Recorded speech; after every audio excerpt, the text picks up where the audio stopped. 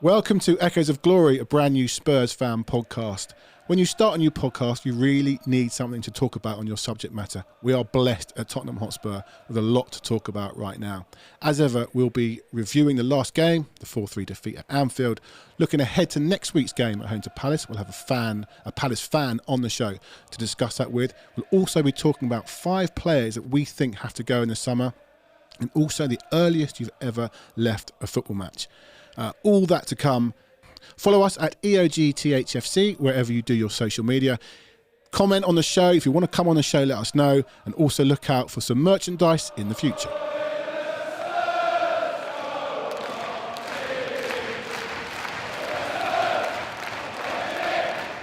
Welcome to Echoes of Glory, a podcast dedicated to North London's biggest roller coaster, Tottenham Hotspur Football Club. I'm Johnny Blaine, and joining me today are Gary Diamond and Jake Robson. Gents, good afternoon. Right, straight to it. How was your Sunday? My Sunday was spent with the kids all day, looking forward to watching. I say looking forward. Probably not a season where you really do look forward to watching Spurs, but looking forward to watching Spurs. And then the game kicked off, and 15 minutes later, I wish I wasn't watching Spurs. Did you switch it off? Did you turn it off at 3-0? Did you turn it back on? No, I'm a glutton for punishment, so I kept it on against Newcastle. I don't leave early, I don't switch off. I think I used to many years ago, but there hasn't been that many occasions in the last 7 years to really need to up until last week and Sunday. But no, I watched it through to the end. Through to the bitter end. Jake, yourself, where did you watch it? Did you switch it off in anger, chuck your phone? What happened? I was having a great Sunday until about 4:31. Yeah. And then that's the same as last week then. Yeah, absolutely the same as last week. So that was the thing. when I was watching it, I said to myself, I'm not doing this again. I was actually on my way out, so I had it on Sky Go watching it, and I just thought, I'm not going to sit here and watch us concede another 5 goals in 20 minutes. So after when it got to 3-0, I just thought, no. And I'm not somebody that I'm like you. I like to watch every minute, and I'll happily say that. If I miss a game or if I miss the opening 20 minutes, I'm recording it, I'm putting my phone down and I'm watching it.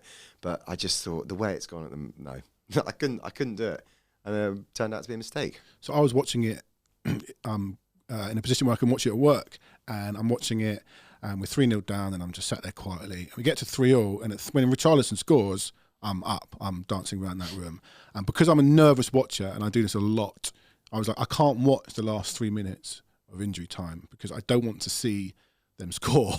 And if we do score, I'll be fine and I'll see it when I come back in. So I thought I'm going to go for a little walk around the block. And I was on the second floor and I got to the stairs. By the time I got to the stairs, I hear a cheer go up. So there's been a goal. I don't know who scored. And then I hear laughing. And the moment you hear laughing, you know that it's clearly Spurs.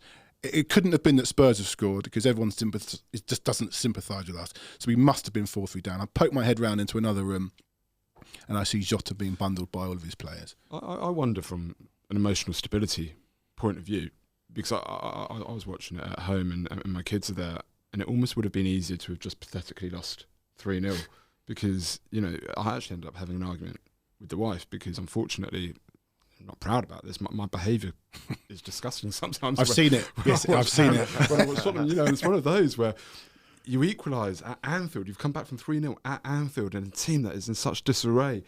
And it's such a big moment, and it's Richarlison as well. It's a big goal, right? And I was going mental, like leaping around my living room. My kids are looking at me like 90 seconds later, you've got the complete diametric opposite. And then I'm in an absolute stinker of a mood for the rest of the evening, causing arguments with the wife, questioning myself as to I should be beyond this at this stage of life. But if we had lost just 3-0 pathetically after 15 minutes, I'd have sat there in the 90th minute like, I'm over it already.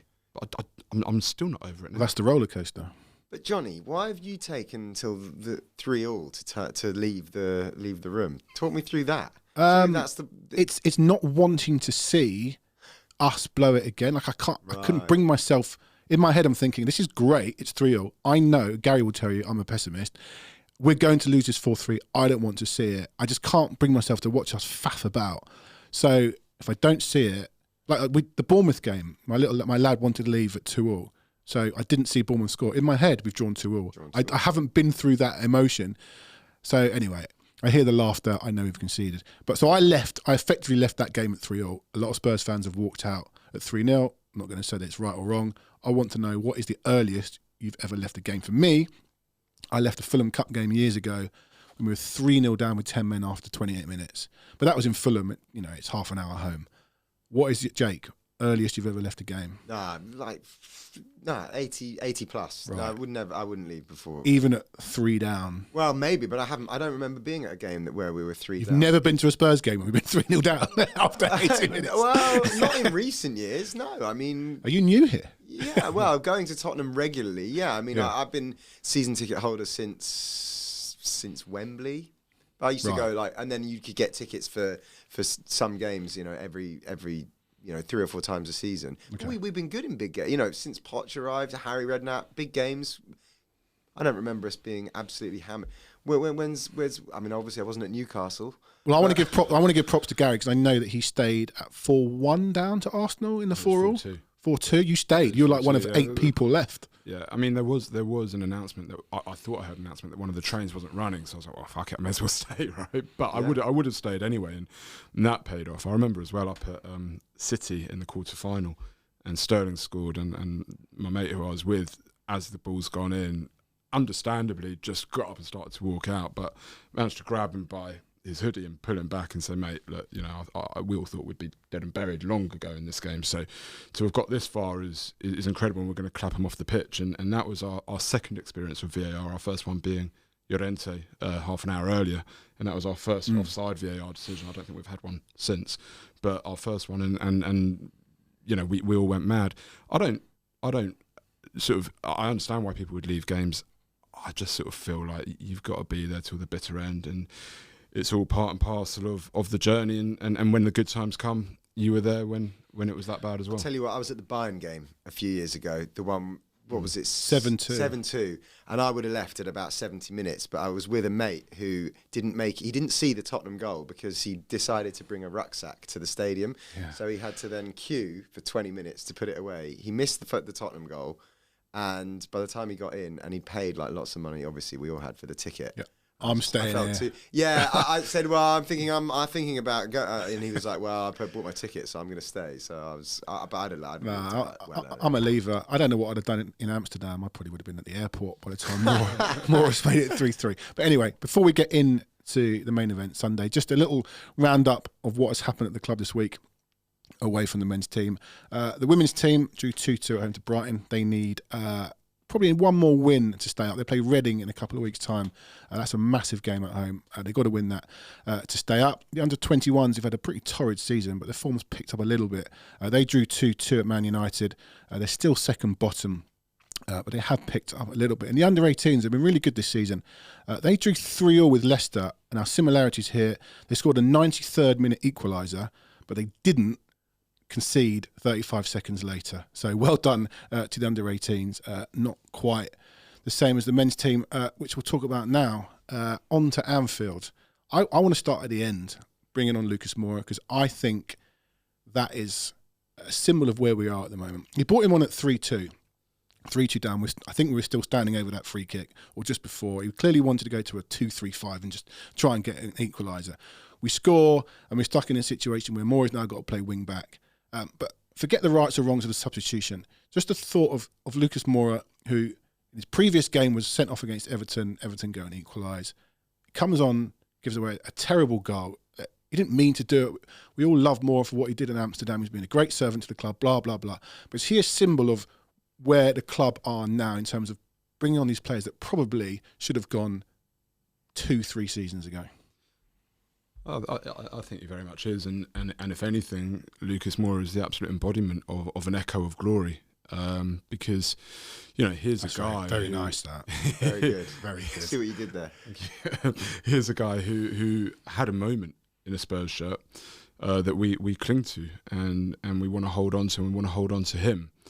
But the reality is, has he been good enough? Is he good enough? Was he ever actually good enough? And I think the only reason that he's still at this club is because of that mad half hour that he had.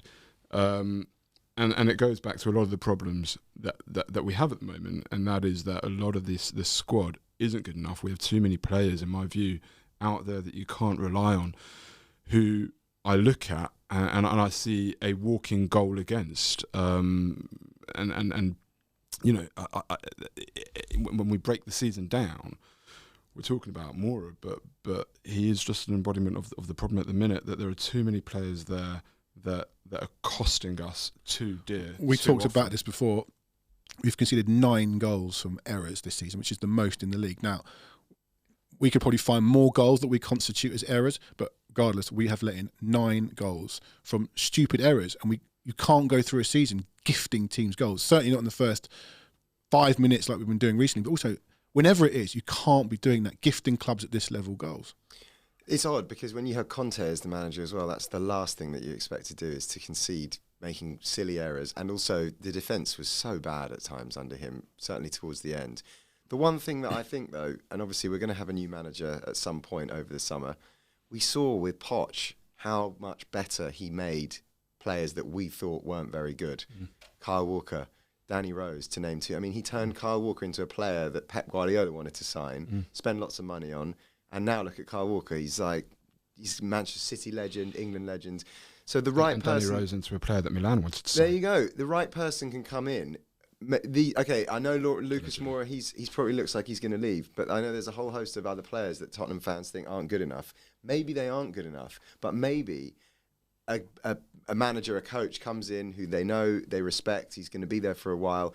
Maybe he can get something out of them. Maybe he unlocks whatever potential was seen in them when they were signed in the first place. So I don't necessarily think that we need a clear out. You just don't look at Eric Dyer. Whenever a new manager turns up, suddenly they look at him and go, he's the man. He's the man. Conte did it. Mourinho did it, and it's very funny. He's another kind of symbol. He's probably another one that you're going to touch on. Sometimes he can look really good. At times under Conte, I mean, he was getting back in the England squad. Conte wants to, am I right that Conte wants to offer him a new contract? Dyer? Yeah. Well, exactly. But all of a sudden, the Tottenham look bad. He doesn't look very good. He's fallen off a cliff. What's the problem? Is it him? Is it the system, for want of a better word? The system as in the club, what's going on at the club at the moment? Is it easy for players to perform under that kind of situation? I'm not sure. I think we maybe take it for granted. When there's no manager and an interim manager, I think it's very easy for fans to say, "Oh, the players aren't good enough. We need to clear out." Actually, you put a proper manager in, and we've seen what can happen. Do you think it's difficult to sell some of these players? Someone like Eric Dyer, Lucas Moura at Tottenham, whether fans will say otherwise, it's a big club, okay? And they can't probably go to United, City, Chelsea because they're not that good. They don't want to leave and go to, with respect, Brighton, Brentford, whoever, because they're at Tottenham and they're on a great deal, I imagine, and it's cushy for them. So they're not going to force themselves out. They don't need to leave. But have we needed to put more pressure on selling some of these players? I think... Exactly, if a manager is coming in and decisively saying, you are not in my plans, I think any self-respecting player, however cushy a position they're in, whatever lovely contract they're sat on, would rather take a bit of a pay cut to go to a team lower in the league, perhaps. I'm not going to mention any teams, so I don't want to be disrespectful, but than sit at Tottenham knowing that they're not wanted. It is about a lack of direction, lack of leadership in I think the management echelons of the club. When you've got a manager like Conte saying, I really like Eric Dyer, this guy is the guy I want as the linchpin of my defence. Well, hang on, I've watched that guy for years and I know he ain't. Slicing balls out for corners against Brentford. Exactly, and we go back to these 9 goals, and those are the opposite stats.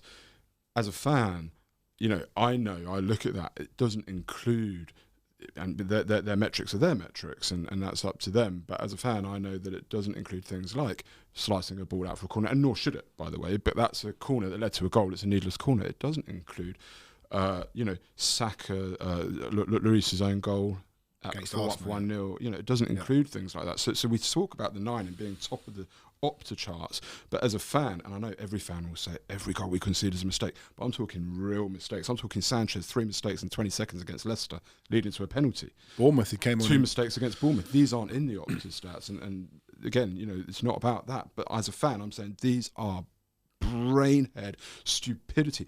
And you mentioned Pochettino. I think Sanchez was signed under Pochettino, and okay, he wasn't a world beater, but I remember saying at the time, Arsenal did a centre-back more than we did at that time. They should have signed this guy because he wasn't making these mistakes as regularly. He had a couple. I mean, he had the one where he fell over chasing the ball back against City. I remember that. But he was actually not this Bambi on ice player that he is today. And that has to come down to coaching and minutes and so on. But also, this is a guy that shouldn't have been at this club this long. Well, we've discussed a sort of little list, and we've looked on social media and seen players that we think most fans would agree it's time to get rid of. We've sort of called it our 5 to go. It's just a little list of thank you very much, but come on, we need to move on. Obviously, Lucas Moura is on that graphic with Lloris, Dyer, Sessegnon, who I think divides opinion certainly in his room. Moura is going, and Davinson Sanchez. All good servants and blah, blah, blah. But Jake, do you agree that these are 5 players that really we need to move on? Or you think, no, I want to keep one or two of those? I think we have to sort of clarify that these are the players in the first team squad at the minute, not out on loan. Yeah, I think Eric Dyer, for example, I don't know what it is, but there's something in him that new managers come in and like the look of. And I think I just can't. I don't know. I think there are worse problems at the club than him. If Conte comes in and says, "I really like this guy," Conte got him back he was back in the England squad. Yeah. You know, you can't fluke that. And Gareth Southgate won't pick you. He certainly won't bring you in if you're not. There's obviously players that he doesn't like to get that he likes to stick with, but to get back to bring in, him back in, to bring him back in, you've got to be doing something good. Yeah. So clearly he was. So I wonder if a new manager comes in, whoever it's going to be, he may take one look at Dyer and go, actually, this guy's got something about him. The other one that I'm not sure about is Sessegnon, because I've always been a fan of his. I think if you play him in the right position, we haven't been playing him in the right position. I saw him. What's his right position? The season that he scored 20-odd goals for Fulham, he was playing to the left of a front three. Yeah, and then was a lot of those games. Ranieri brought him back and came in and pushed him back, didn't he? Yeah, absolutely. Ranieri, that was, and he wasn't. It was Jokanovic. The season that they, I think it was the first time that they went up under Jokanovic. He was amazing. He was arriving at the back post. He was getting on the end of crosses from the right, or he was picking up rebounds that the striker had taken and firing it at the back post. And it was his positioning and his runs to the back post from that left channel that was what was getting him success. He wasn't dribbling past 5 players, whipping crosses in. That wasn't really his game. But he was scoring goals doing that. And he's been played as a wing back. He's been played as a left back. And I think his confidence is absolutely shot. He must have done quite well at Hoffenheim when he was on loan. For us to then bring him back and actually play him, because otherwise he would have got, like all these others we've seen, gone out on loan and then they get rid of him. So I still think there could be something in him. We paid a lot of money for him. There was a reason we signed him, and I think there was something in that. So I've picked out these 5 players because I think for me they all symbolise something that is wrong at Tottenham for me. And I'll start with Hugo Lloris, and I'll come on to Sessegnon in a minute, but I'll start with Hugo Lloris. This is our captain, a World Cup winning captain, who throughout his career and however great he's been, has always been known for dropping one in a big game. Even in the World Cup final, got bailed out by an unbelievable French team. And I just think, number one, I don't like a goalkeeper being captain. I just disagree with it fundamentally on any level, but unless it's Peter Schmeichel. But particularly when it's this guy who, for me, has just always been lacking in the big moments. And he's somebody, why is he a symbol of something that's wrong with Tottenham at the minute? He's somebody that should have gone probably 3 years ago. We all knew he was coming down from his peak. The reason he hasn't is because with the problems across the other areas of the team, he wasn't the priority. He never was. And that to me is one of the problems at Tottenham over the last 3 years. But also on top of that, he can't kick or pass, and that is such an important part of the game now. And this is, straight away, Fraser Foster. We talk about some of the positives from Liverpool, but not just from Liverpool. I feel when Foster's in goal, we look more assured at the back because you can play the ball back to him, and he's actually much better with his feet. And a goalkeeper has to have that in his locker now. But this is what I'm saying. I just think Lloris was past his sell-by date 3 years ago, and that is why, for me, he is a symbol of some of the issues at the club. We know you're not a fan of Dyer. I don't think anybody agrees that Dyer should be given a new contract. I think the other problem, just to touch on that, if Dyer was homegrown, because that ties into the Sessegnon issue, right? If Dyer was homegrown, I could see more of a case for him. The guy takes up a foreign spot in our squad. Like, come on now. Come on. And Sessegnon, I hear what you're saying. He was a player with a huge amount of potential. The argument potentially for him staying would be the homegrown piece, because I don't think we can understate how important that is in the squad and the makeup of a squad. He's probably the last one out of those I would get rid of. But he, for me, is a symbol of what is wrong in the club, just because I think he's weak. I think he's weak mentally. I think he's weak character. I think he's got a weak heart. I see, again, that Leicester game at home when Maddison turned him inside out and then scored. I knew as the ball was dropping, I knew Maddison would mug him. I think Saka did it to him a couple of times. But he's not got the heart for the battle. Yeah, but the problem that he's had is that he was signed. When did he arrive? I'm trying to remember, because Poch didn't sign him, did he? Or was it the end of the beginning of Poch's last season? Whenever it was, the thing that he has not benefited from, that say a Danny Rose benefited from. Didn't he sign the same day? Sorry to interrupt. As Lascelles, Don Bele, can't remember. Right, so that would be the summer of 2019. That's exactly when it was. Right, August 2019. He has not had the benefit that Danny Rose and say Kyle Walker have of a manager at the club being able to work with him day in, day out. Messages are very clear. Turning him, unlocking that potential, because I think we signed him when he was 19 or 20. I mean, that's really young. Yeah. And maybe he hasn't tracked on to turn into the player, but I don't think he's really had I don't think he's been given every chance, and I don't think he's had, if you're thinking about young players and growing young players, if he was 25, I would 100% agree with you. I think if a Nagelsmann came in, worked with him, could potentially turn him into the player that we all thought he was going to be. I just think that often when you've got a team that's been so, up and down in terms of style, strategy, thinking, different managers, literally every 2 years we've had a new manager, a young player like that, it's the last thing you want. I think you make a lot of really good points, and I can certainly, like I say, he's the last one on that list as a priority for me to go, and I can well understand all the arguments for him to stay. The two things for me are, I agree with a lot of what you're saying. If he was injury-free, then I could agree with it a lot more. But I think a guy that misses half a season, basically most seasons, and we can't rely on to be injury-free and we can't rely on to be in form at the times that we need, is probably another reason that I'm advocating for him to go. I think he's reached a ceiling unless he finds a huge level of confidence and stability and a lack of injuries, and that's just too many ifs there for me for him to stay. I think we need to upgrade. He's played 17 times in the Premier League this season. Perisic has played nearly every game. He's an old man. Look, it's not his fault he's got injured, but we need him to stay injury-free. Anyway, we've talked about the negatives, which we always like to do as Spurs fans. There were some positives on Sunday. Coming back from 3-0 down, coming back from 2 down against United, they've shown a little bit of heart. Let's not get into being behind again so early. But there were positives. Richarlison finally scoring his first goal. I know, Gary, you were saying before we came on about Klopp, saying we only play one way, but actually we played some good football. I think we really did, and I mean, I don't want to get into the my thoughts on Klopp, except to say I thought it was disgraceful what he said, because a lot of the football that we played was really, really good, playing through the lines from the back. Our first goal, I mean, I'm sorry to say this, but if Arsenal scored that goal, you wouldn't hear the end of it. It was a class, beautiful goal, front to back. It's not on the break, and also, by the way, if we play on the break, don't leave 45 yards of space in behind you for Son to run into. Yeah. That's not our problem. That's your problem, mate. But yeah, I think the positives are... and it's been their problem for the last couple of years, Liverpool. So yeah. I mean, honestly, I do care about what he says, because I thought it was bitter and out of order, but, it's fundamentally his problem. The positives are, we did play some really good football. We showed a lot of heart. Richarlison, who...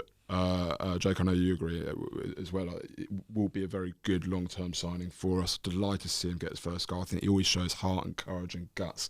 He's got that Lamella about him, like where if you want somebody to really sort of drive you up the pitch, take that hit, win that free kick, get that bit of niggle into a game that you need. I've got a lot of time for Richarlison, so I was delighted to see him get that goal. We could talk about the form of Sonny and whether actually against United and Liverpool he's on the up. I feel sorry still for Son and Kulusevski. I think they're still both playing too much with their backs to goal on the halfway line with 3 players around them. They both want to be, halfway inside the opponent's half, or going in on goal. So I think Kulusevski's suffered and Son has suffered.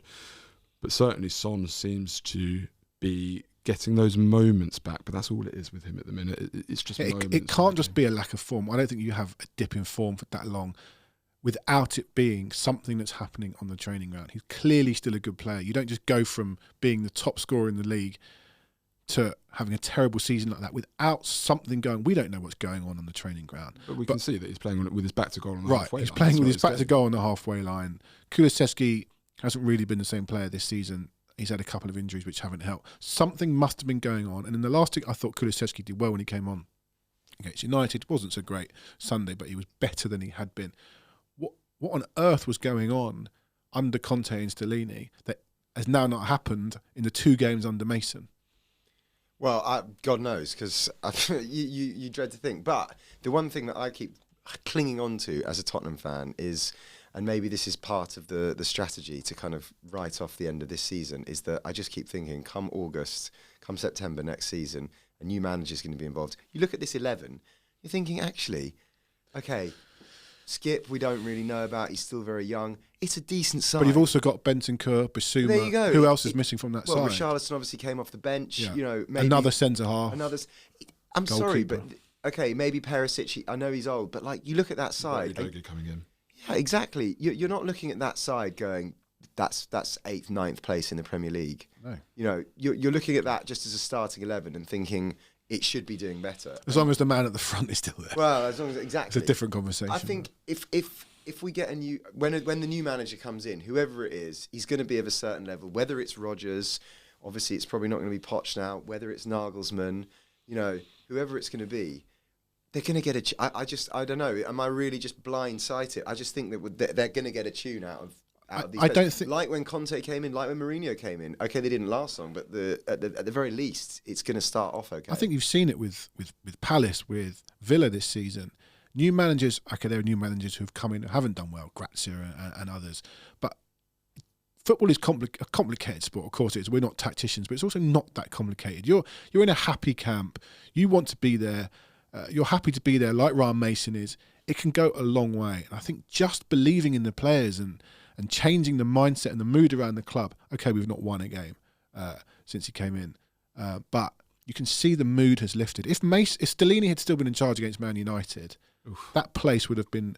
That could have been toxic. I wouldn't have called it... I thought it was going to be toxic. Then Mason came in. There was 1 or 2 chance for this and that. But the mood has lifted, and you can see that in the players. I'm not saying I want Ryan Mason as the manager going forward, but you just find someone who's happy to be there, and the mood lifts straight away. But I think this is crucial to whoever we appoint as our next manager. Is it's got to be somebody who wants to be at the club, and not just right now, but wants to see themselves at the club in 3, 4, 5 years' time. I do think as a Tottenham, since we've moved into the stadium, I feel like, you know, Levy was stung by some of the things that Pochettino said. Maybe like we need to start acting like a big club. And so maybe he thought, well, all right, I'll show you. Mourinho, Conte, we're acting like a big club, and look, you know, he has spent 100 million odd in every window since, but he's gone about it in the wrong way, and we don't want to talk too much about sort of board level issues on this particular show. We'll come on to that, I think, in the future. But this next appointment has to be, for me, somebody that wants to be at Tottenham Hotspur Football Club, isn't doing us a favour. It felt like Mourinho and Conte were doing us a favour, and they felt like they were doing us a favour. Isn't going to be somebody that's going to say, I can only do this job if you're buying X number of players for £60 million each, my first choice players every single time. Goes back to what you were saying earlier, Jake. It's about coaching. And I'm not sure that these players have been really coached properly in the last 3 years under Conte and Mourinho. That sounds mad to say because you've got 2 world-class elite coaches, but you see the way that they failed to knock it about up until, you know, United and Liverpool. We've seen the change in how they're starting to knock it about a little bit. They look more assured. They look more composed. They look a bit more relaxed on the ball. They look like they're trying to work it into the areas. The ball that Skip played for Son off the wing, Perisic off the wing to knock it over. That's orchestrated. That's crafted on the training pitch, that sort of stuff. And we haven't been seeing that. So we need somebody to come in who, okay, I haven't got Gvardiol, I've got Ndika instead or whatever. It wasn't my first choice, but I can work with this. I can coach this.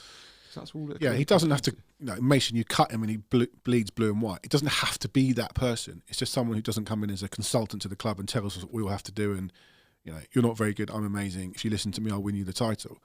Us Spurs fans, that's why you've got to spend 500 million right, to do it.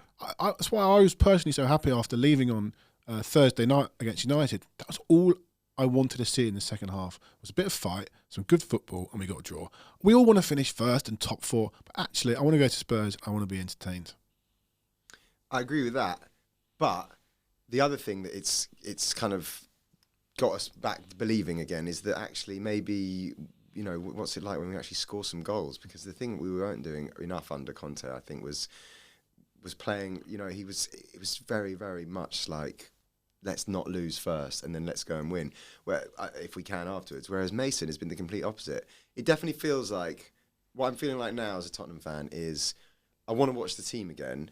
We probably won't win, but I want to watch the team. Whereas before, it was, we might win and we're not going to really enjoy watching it.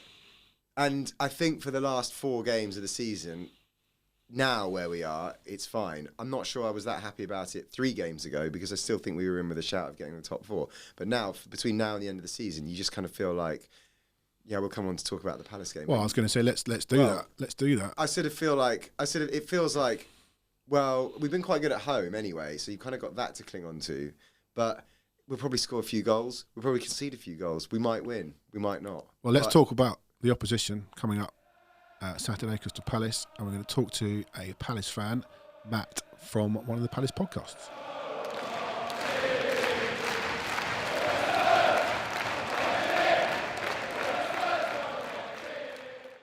Okay, we've got Matt from the A Team Called Palace podcast with us now. Matt, obviously we've got you on because we played at the weekend, but a lot of similarities between the clubs right now.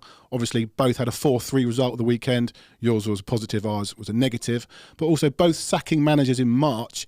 You lost Vieira, brought in Hodgson. How did you feel about that at the time, and how did you feel about bringing Hodgson in? I must admit, I wasn't surprised when we sacked Patrick Vieira because we'd been on a really poor run of form. However, I was surprised when we went back to Roy Hodgson. It did feel like a bit of a backward step, but you'd have to say from what he's done so far, he's done an excellent job, and I think he's proved a lot of Palace fans wrong. Well, interesting. Firstly, why has he proved them wrong? Why? Because you thought that it was going to be safe football to kind of just keep you in the Premier League? Yeah, I think so. I think when you look at maybe the last 18 months of his time at Palace, and then obviously his ill-fated time at Watford, he didn't have the best run. So I think, yeah, from that point of view, we weren't feeling overly positive. And as you said, I think the style of football as well, since he's come back in, we've played with such freedom. He's given our attacking players so much confidence. And that isn't really something you associate with Roy. I mean, when he first came to the club back in 2017, we had the likes of Johan Cabaye, Ruben Loftus-Cheek. We did actually play some really good football. But in the last kind of 18 months of his reign, it did get a bit stale. It did get a bit turgid. So for him to come in and get us playing the way he has really is credit to him. And it is a little bit of a surprise to us. So fans that aren't outside of Palace are now saying, well, look, it's really good being a Palace fan again. You're scoring loads of goals. It's free-flowing football. Everyone's saying, well, why not keep him after this season? What do you think about that? I must admit, I think it's worked really well, him coming back in. I'm not convinced appointing him for the long term is the right move. Ultimately, Roy is 75. I don't see how a 75-year-old can be a long-term appointment. I think we need to get through to the end of the season, hopefully have a really good finish the season, and then kind of reset again in the summer. Obviously, there was a massive turnover of players a couple of years ago when Patrick Vieira came in. There was a real shift in the style of play. We've gone back to Roy for these few games. It has worked, but I think moving forwards, we probably do need someone maybe a little bit younger, maybe someone that we can kind of build a team around. So, yeah, for me, I think it's been fantastic. I'm really pleased that he's done well, but I'd like to see us move on in the summer. And Matt, it's interesting that you mentioned somebody to build a team around, because another similarity that Spurs and Palace share is that our star players, Kane and Zaha, are coming towards the end of their contracts. We obviously know Kane's got another season. Zaha runs out at the end of this season. Doesn't look like he's going to be signing. How do you feel about that situation? And does it in fact matter as much for Palace when you've got Elise and Eze behind Zaha? Yeah, I mean, don't get me wrong, they are fantastic young players, but it does matter because Wilfred is our talisman. He's been the main man for us for so long. And I think a lot of the kind of good things that happen at Palace still come from him. When we need a goal, when we need a moment of inspiration, we still look to him. And I think as well, when it comes to attracting other players to the club, maybe even attracting a manager to the club, we are a much better proposition if we have Wilfried Zaha. So yeah, listen, it's a really tricky one. I mean, Wilfred has been fantastic for us. Personally, I wouldn't hold anything against him if he did move on in the summer. I would love to see him play in the Champions League or play in Europe. How would you feel about him how would you feel about him coming to a club like Tottenham? Because I'd love him at Spurs. Listen, I think I would rather he went abroad. I would rather not have to play against him. But that being said, if the right opportunity did come up in England, maybe for a club in the Champions League, no offence, I don't know if that's going to be you next year. It's not. We all know that. I wouldn't stand in his way in that respect. And I think when you bear in mind how much he's given to our club, I don't think any Palace fan could really be too disgruntled if he did move on and he went to a top club, because, as I said, realistically, we aren't going to be playing in Europe anytime soon, unfortunately. I think a lot of Spurs fans feel the same. Very difficult to see Kane putting on another Premier League shirt. If he went to Bayern or Real Madrid, we could probably stomach it. But thanks for that, Matt. Just to conclude, what are your thoughts as a neutral, well, so as an outsider on Tottenham at the moment? You know, a lot of people like to laugh at Spurs and whatnot, but what are your thoughts on our situation and also the thoughts on Saturday's game? Listen, I think as a Palace fan, I'm not in any position to laugh at Spurs, so that's definitely not going to be me. But yeah, I think when you look at where you've been, especially when you had Pochettino, when you're in the Champions League final, I feel as though Daniel Levy kind of gone for some quite safe managers. He's gone for managers that he thinks are going to win him trophies. And actually, I still think there's a bit of a project. There needs to be some building done. And the likes of Mourinho and Conte possibly weren't those kind of people. They want success straight away. So for me, I think obviously towards the end of Conte's reign, things were said. It wasn't ideal, but you were still fourth in the league. I think the decision to then appoint his assistant was the wrong one. I feel as though you probably needed a clean break. But yeah, I think moving forwards, obviously this season does look like it's going to end in disappointment, Spurs. But I think moving forwards, you need someone a bit like Pochettino in that kind of mould that can kind of build a team again and really build you back up. Because, I mean, the infrastructure is fantastic. The stadium's there. It's brilliant. I just feel as though you're still a little bit away from being able to compete for trophies every single year. I mean, regarding Saturday's game, obviously we're coming into it in a really good place.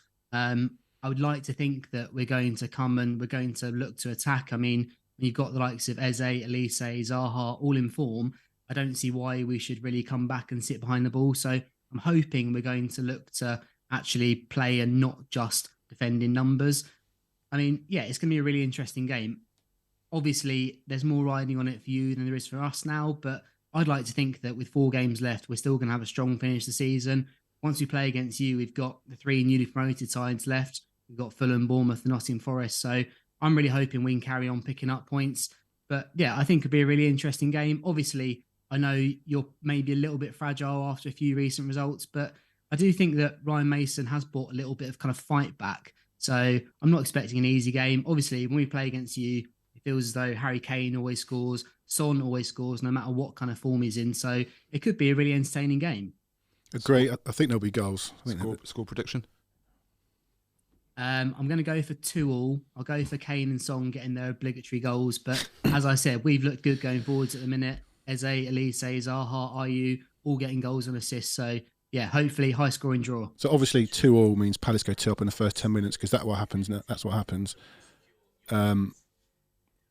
And all right, good luck. Well, good luck for Saturday, but obviously we're hoping for a Spurs win. But thanks for coming on, and we'll speak to you soon. Cheers, Matt. Good luck. Cheers, Matt. Cheers, thank you.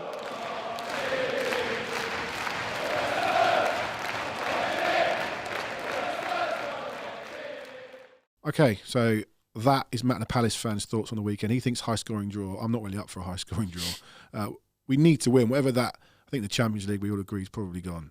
But we need to win and just show a little bit of, turn what we've seen in the last couple of weeks into a victory. Yeah, I think it's huge for confidence and the last 3 games after Palace, we're still there for Europa League. I think it's hugely important. I'm one of these that I don't subscribe at all to, we're better off without European football. I think we're always better off with European football. And I think we need to finish the season really as strong as we can. I think there's been a lot of positives in the last couple of games. The same negatives are always there, the weak defence, the mistakes, all of that. We know that. But the football's been a lot more positive. And I think if we can go out and get a really good performance against Palace, a good 3-1, or even 3-0, a clean sheet would be nice. A what? A clean sheet. But no, I think 3-1, and that will send us feeling, I think, really good vibes into a tough away game against Villa the week after. Jake? I reckon a high-scoring draw is not a bad shout, but I'd like to be on the better side of that. I mean, it could be 3-2 again, couldn't it? We're going to score, we're going to concede, we'll probably score more than one. And the way Palace have been playing, you assume that it's not going to end 1-0, is it? We're not going to win 1-0. But he talked about Palace coming in confidence and playing. Yeah, I'd be happy for Palace to come at us. Yeah, I think that was the point I wanted to almost say to him. Yeah, come on, do come at us. And yeah, you know, I don't want to sound like Klopp, but we are better when teams come onto us, right? All right, so Klopp was right. We don't listen. I think the football that we played against Liverpool was better. Showed that it wasn't just on the break, right? I mean, he's complaining, I think, about Sonny's goal, which was a direct ball over the top because they left so much space in behind. But we carved him open from the back, playing through the lines a number of times. So I think it's disingenuous on him to have said that. But at the same time, we are a team that is better set up at the moment for teams to come onto us. And so if they do that, Palace, I think they would be playing somewhat into our hands. Yeah, agreed. I think whatever your feelings are ahead of the game, we've actually been really good at home this season. Well, really good. We've been a lot better than we have been away. I was looking at before. We've won 5 in 6 at home. It doesn't really feel like that, but you've got to be confident, I think, going in against any team playing at home. And although Palace are on good form, we're a better team than Palace, aren't we? Let's be honest. So we've got to fancy our chances, even if they are in good form. Yeah. Okay. So we all agree Spurs are going to concede at some point, but we should win. I think it's inevitable that we're going to concede at some point. Okay. But we should win. All right. Okay. So that is a positive note to end on. Let's hope for more of those positive notes to end on. Gentlemen, good debuts, I think, from all of us. Like a Jermaine Defoe, Mido, it's like, type debut. Best debut I've ever seen. Will I take that? I'd have rather had a Klinsmann. That's a great shout on debuts. Was it Dean Marnie's debut against Everton? I don't think it was debut. It was his first ever goal. Was it his first ever goal? Oh, yeah. It was his debut. Okay, I'll take that. Just Jurgen. No, Klinsmann's Klinsmann's a great shout on the debut. I just remember Mido scoring on his debut. That's because I get told I look like Mido. Right, so that is the end of season 1, episode 1. And we'll be back next week to discuss the Palace game. It won't be another quiet week at Tottenham Hotspur, I'm sure. Then we'll look to the Villa game, which could be a massive game in the race for probably Europa League. So thank you for listening, watching. Do subscribe at EOGTHFC on Twitter or wherever you get your social media. Thank you for listening. We'll be here next week, and up the Spurs.